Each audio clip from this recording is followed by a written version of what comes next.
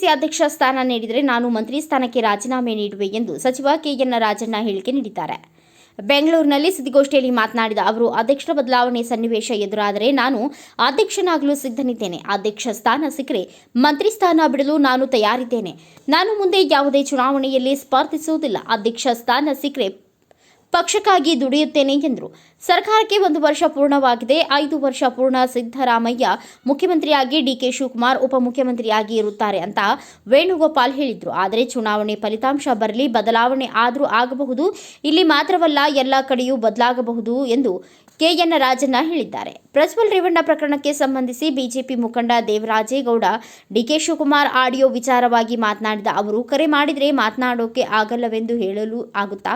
ನಮ್ಮನ್ನ ಸಿಲುಕಿಸಲು ಪ್ರಯತ್ನ ಮಾಡುತ್ತಾರೆ. ಹೆಣ್ಣುಮಕ್ಕಳು ಕರೆ ಮಾಡಿದರೆ ನಾನೇ ಬ್ಲಾಕ್ ಮಾಡುತ್ತೇನೆ. ಯಾಕೆ ಬೇಕಪ್ಪ ಅಂತ ನಂಬರ್ ಬ್ಲಾಕ್ ಮಾಡ್ತೇನೆ. ನಾನು ಮೊಬೈಲ್ ಎಕ್ಸ್ಪರ್ಟ್ ಅಲ್ಲ, ನನಗೆ ಫೋನ್ ಮಾಡುವುದು ಅಷ್ಟೇ ಗೊತ್ತು ಎಂದು ಕೆಎನ್ ರಾಜಣ್ಣ ತಿಳಿಸಿದರು.